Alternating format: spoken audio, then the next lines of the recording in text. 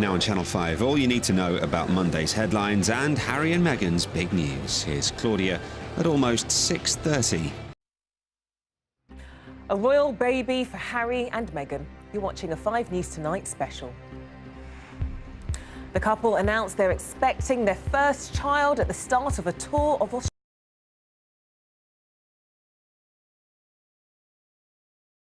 I love the royal family.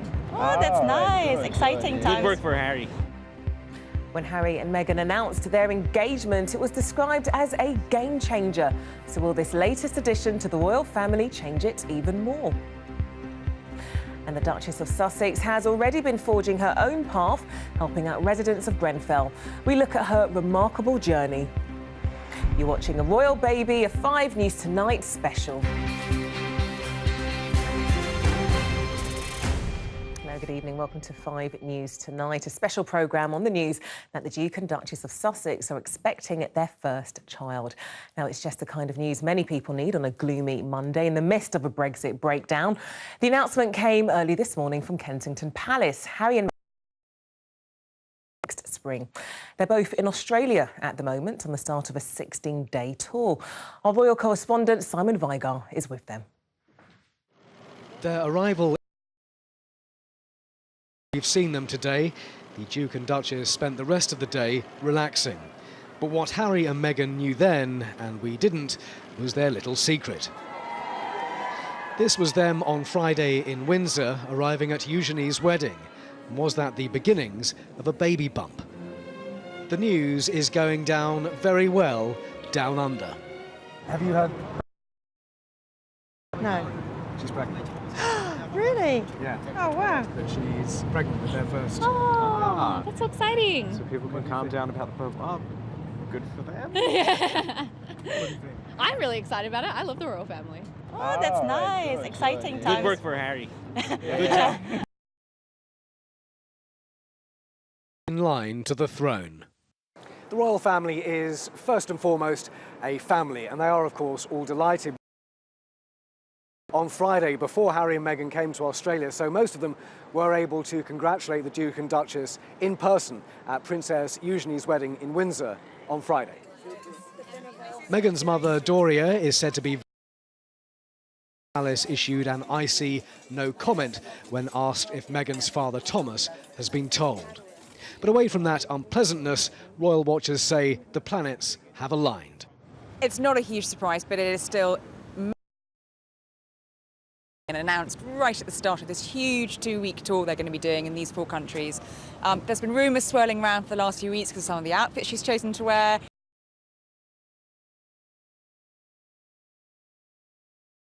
Even higher profile tour than it was before. Zika virus in Fiji and Tonga is an issue for pregnant women, but we are told that Meghan will still go to both countries. So if you take good protection against mosquitoes,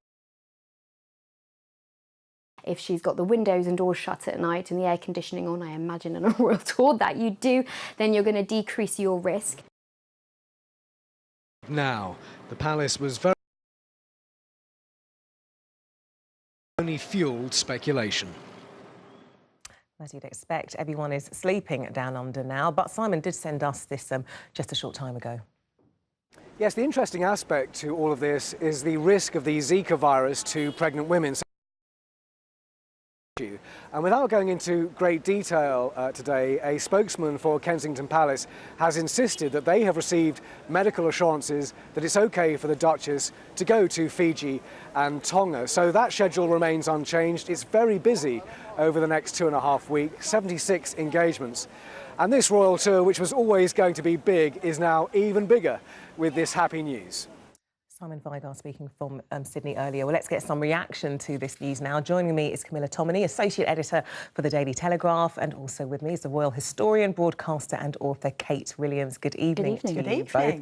Now, when did you guys know? Because I have to say, Friday in the newsroom, we were speculating when we saw Meghan. Everyone was, weren't they, I think, after the outfit. Meghan seemed quite buttoned up and there was some looseness to the coat, which everyone thought. And also, she didn't linger around much outside St George's Chapel, did she? And there was a very interesting conversation that I saw going on with Princess Anne in the chapel, in which Meghan and Anne was sort of discussing Meghan's stomach. And I thought, Maybe they're talking about breakfast.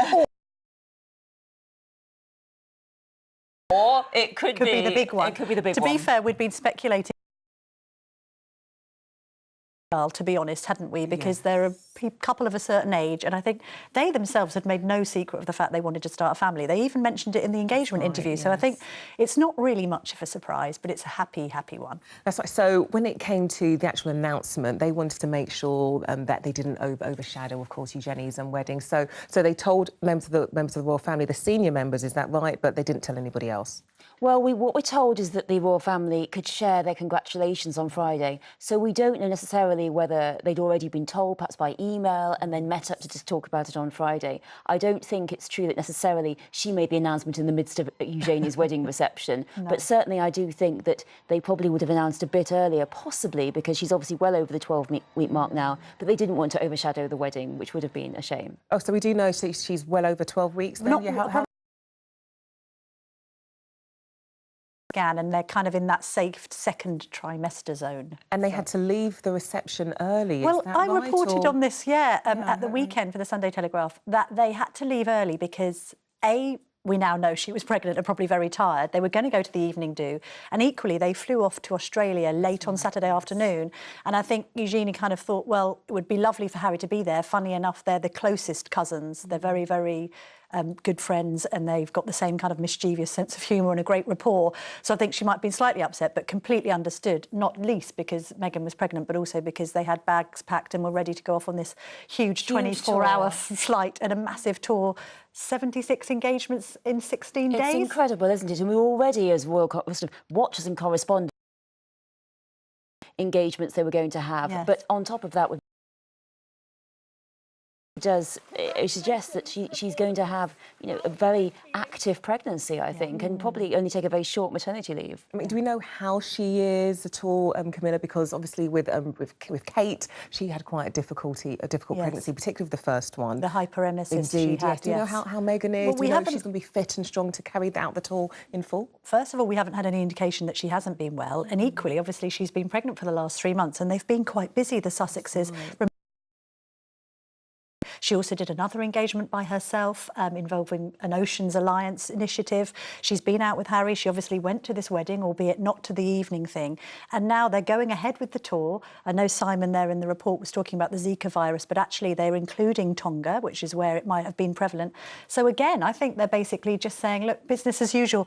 The epitome of the Queen's mantra, keep calm and carry on. Yes. Is this traditional? Is this normal? Yes, I agree. I think that obviously most women do work through their pregnancies, and Meghan is like any of those modern women. She's obviously in good health. The doctors are obviously happy. They've obviously already discussed the fact about the Zika virus and they feel happy about going there. So I do think that it's obviously great that she's in much better health than poor Kate was, because she obviously did suffer and they had to announce early because of her health. It's clear that they didn't have to announce for that reason. It was more along the lines of, well, they thought that probably someone was going to guess at some point. There's only so many files you can carry in front of you. That's true. That's very true. There would have been questions. And Camilla, you mentioned that even during the engagement there was talk about having a baby when they announced their engagement. But did we expect a baby so soon? Gosh, they only got married 5 months ago. Well, I did, because I mean, speaking as a mother and not as a journalist here, I think when you're 36 and you've met the love of your life, and indeed Prince Harry's 34, you probably do want to get cracking and starting a family. And equally, they had done a lot of interviews individually talking about it. I remember interviewing Harry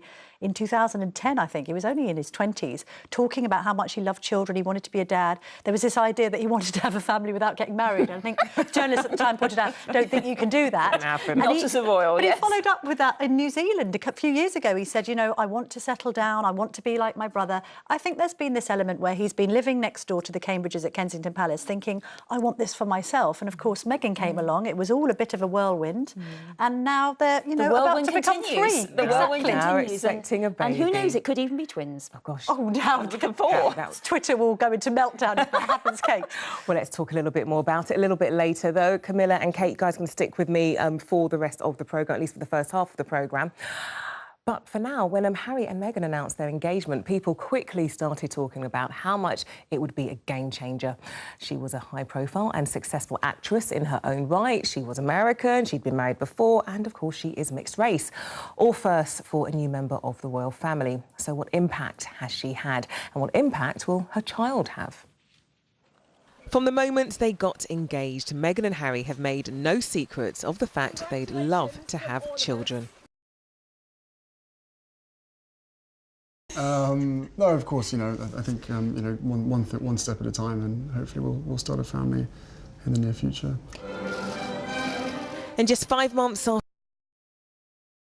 is on its way. 7th in the line to the throne, it's extremely unlikely to ever be king or queen, but its arrival will be viewed by many as a significant moment in the history of the royal family. The baby will be the first mixed-race child to be born into the House of Windsor. It would also be half American, the closest American has ever got to the British throne. That mix of racial, class and cultural differences will reflect the reality of many families in modern Britain. And that inclusiveness is something Meghan is already attempting to bring to the monarchy. Her first solo project, choosing to create a cookbook to help Grenfell survivors, shows she's trying to prioritise people and women of colour. We've witnessed public displays of affection and royal weddings which reflect today's celebrity-driven society. Will this new baby be born into a 21st century royal family which is perhaps more down to earth and less stuffy than a generation ago? As I said, Kate and Camilla are still with us. And Kate, let's talk about the significance of this baby. Will this baby be the first mixed-race royal child? Yes, that is correct. It's the first mixed-race biracial royal child. And, of course, this little boy or girl is going to be 7th in line to the throne, so a long way from the throne. But if everyone in front abdicates, and stranger things have happened in the royal family, then that would be our first biracial monarch. And I do think it's very meaningful. It is a very significant moment. It is time that the royal family reflects the diversity of the country over which it reigns. I mean, Kate, Camilla even, and when we are looking at this significance, what could this potentially do in maybe opening up the royal family? I mean, there was lots of talk when they were getting married, but now there's a baby, there's a sort of mixed-race child. How does that change things? Well, I think generally the younger children and the younger members of the royal family, kind of from William and Kate down, have re-energised interest in the monarchy. Certainly the little Cambridges and indeed the little Sussex, when he or she comes along, will be an equally important draw for people. And I think, yes, there is this sense that actually these days the monarchy is a bit more touchable than it used to be. We had that huge outpouring from William and Harry last year to mark the 20th anniversary of Princess Diana's death, talking about their feelings, their emotions, talking about mental health. And we wouldn't have seen that during the Queen's era. You know, she's very much of her generation, although it's worth pointing out, isn't it, Kate, that actually HM is the ultimate moderniser. If you think about what's happened to the monarchy from when she first took the reign in the 50s all the way to today, and you see how much of an outpouring of Buckingham Palace there is on social media, the engagement, the fact that lots of people can always visit Buckingham Palace, it's become the people's palace, it's not this stuffy place for VIPs, I think reflects modern life, and that's what the royals should do. And Kate, do we know whether the child or children, you threw in twins in there, never know. Triplets, who knows? would they be princess, duke, duchess? How does that all work? Well, currently the tradition is that they would not. They would be lady or lord, and the little boy would be Earl of Dumbarton. But it is up to the Queen.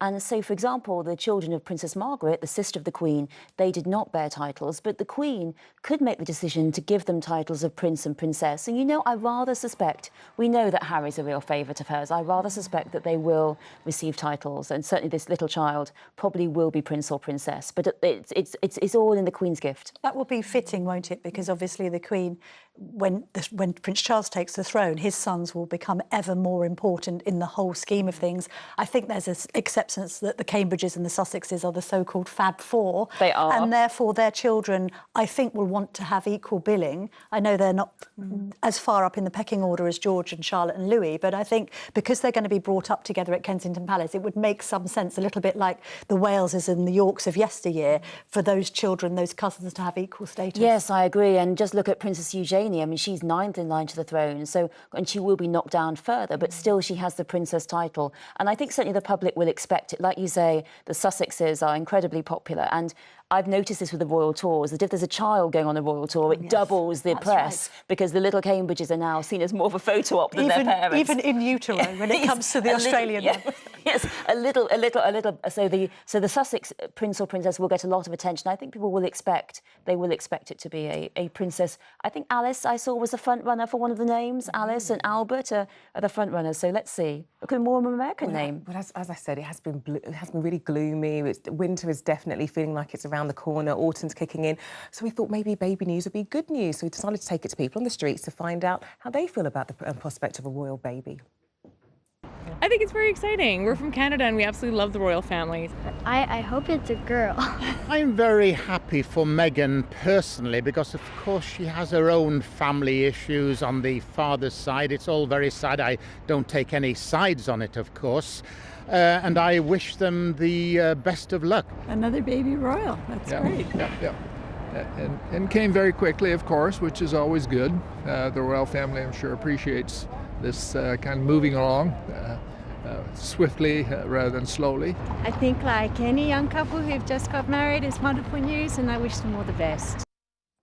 Oh, it really is good news. I mean, when you think about, gosh, Brexit, the divisions in the country, climate change, you need some good news. What will come first, though, Claudia? Brexit or the baby? Yes, well, news desks across the land will be torn. My money's on the baby.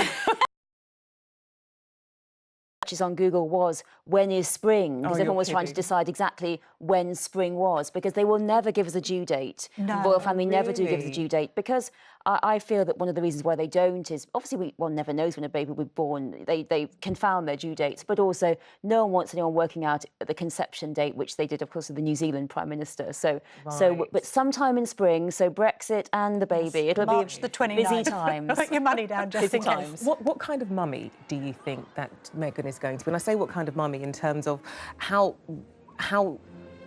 involved are the royal family in terms of the nannies that you're supposed to have? Do you have a choice in terms of the kind of nannies that you can have? They try to have a balance. The Cambridges have Maria Borrallo. She's been with them since George was a little baby, and she's a Norland-trained nanny and kind of the top spec sort of Mary Poppins type ideal that you'd want, which high net worth individuals can afford. But equally, they try and be hands-on. They try and tuck their own children at night. It's not like the old days where children were largely brought up on the nursery floor. Yes, absolutely. And they do take them on tour before they start at school. We've seen that very importantly. The Queen had to leave Prince Charles behind. Now they don't. So I think Meghan's going to be a really hands-on mother. And the gentleman on your VT there just saying that he thinks it's great news for her because of family questions she's had, I think will really... I think obviously we're expecting Doria to come over and do a lot of grandmothering. I mean, she can't do quite as much as Carol Middleton because she can't be here all the time because she obviously Doria has to go move over? I was going to ask, do the Markles know? Does her dad know? Well, apparently, according to reports on social media, they didn't tell him because they didn't want it to leak. So we can possibly understand that. There's been a lot of leaks from the Markle side of the family, and they want to avoid that. But will Doria move over to London? That's the next question to ask, to be closer to her daughter and grandchild. I want to see what kind of mum Meghan's going to be. She's shutting her own door. She might turn around and turn down nannies altogether. She Who might knows? do. Crazy talk, I know. We shall see. Kate, Camilla, good talking to you both. Thank you very much. Thank you. OK, you're watching 5 News tonight. Coming up, the rest of the day's news, including... 13 people killed in flash floods in France. More than a month's rain fell in just a few hours. And Stephen Hawking's intelligence is still surprising us 7 months after his death. See you after the break.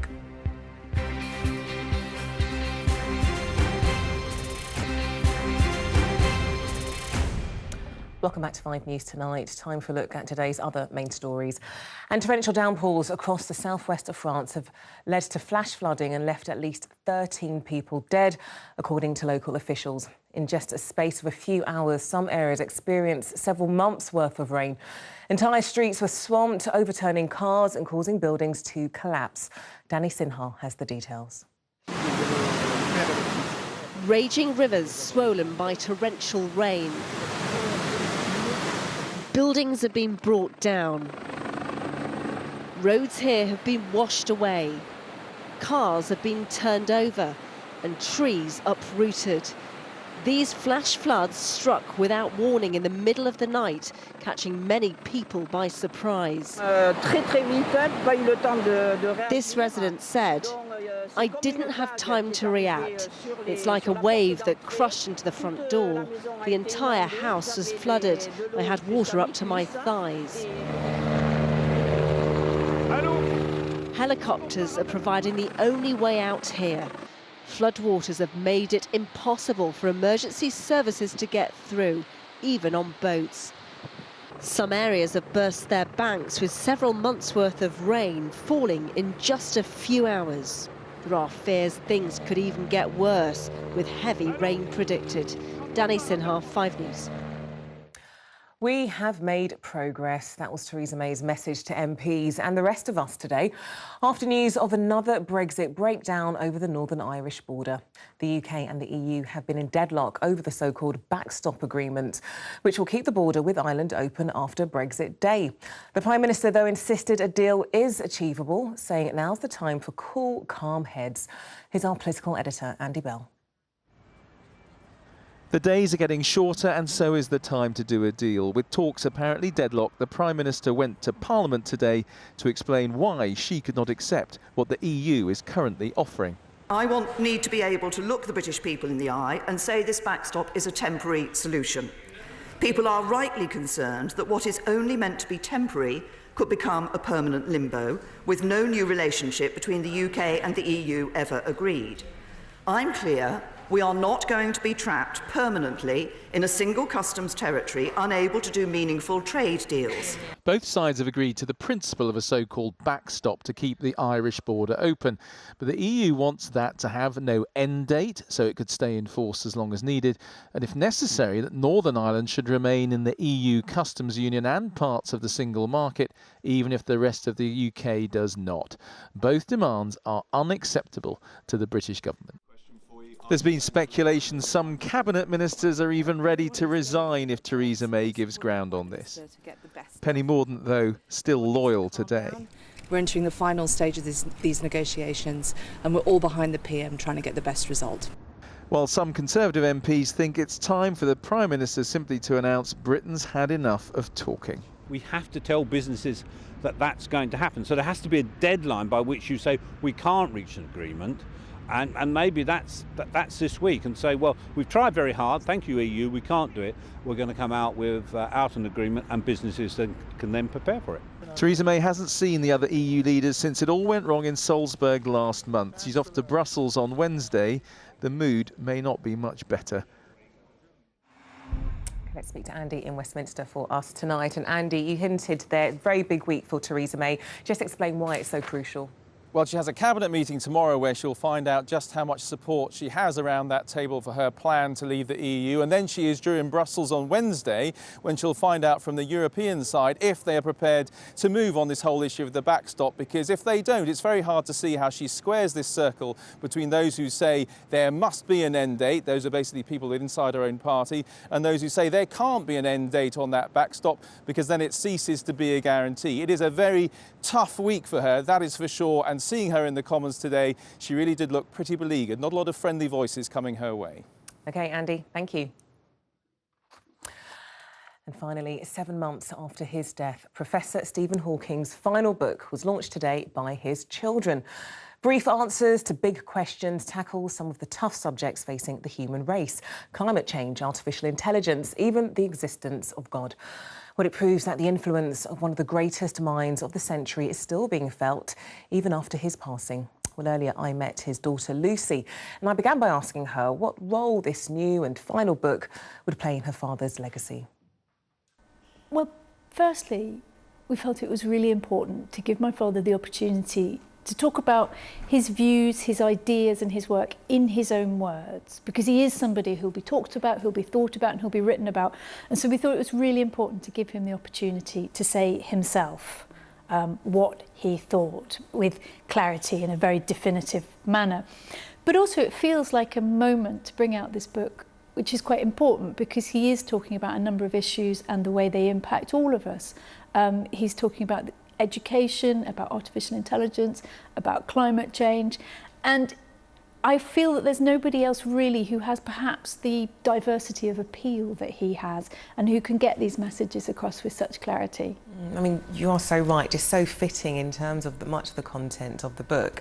And what your father was known for was breaking down huge scientific concepts and breaking it down for the masses. So that was his, I mean, when he wrote Brief History of Time, he said, I want this book to be sold on airport shelves. He wanted to bring physics out of the kind of ivory tower of elite universities and make it something that anybody could engage with, that you didn't have to have had a specialist education in order to pick up a book and read about it and feel like, oh yeah, I understand this, or I have a relationship with this. This is not something that lives in a completely separate world to me. This is part of my world and I get it. So yeah, your father, one of the greatest scientists of our time, unravelling some of the universe's greatest mysteries, if you like.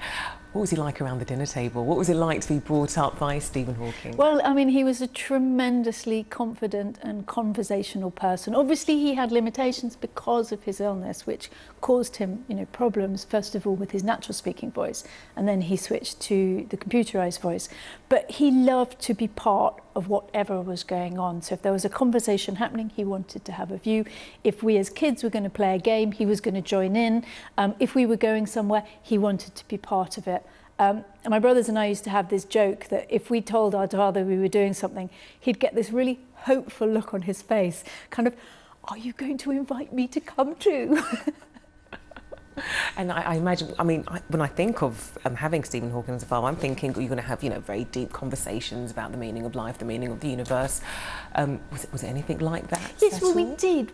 We would have those conversations, but we'd also have the normal conversations that normal families have about what we're doing, about where we're going, about how we feel, about the news. He was a real news addict. He watched the news he had 24-hour rolling news a long, long time ago, before most people actually watched it. So it could be anything, or we could just be chatting.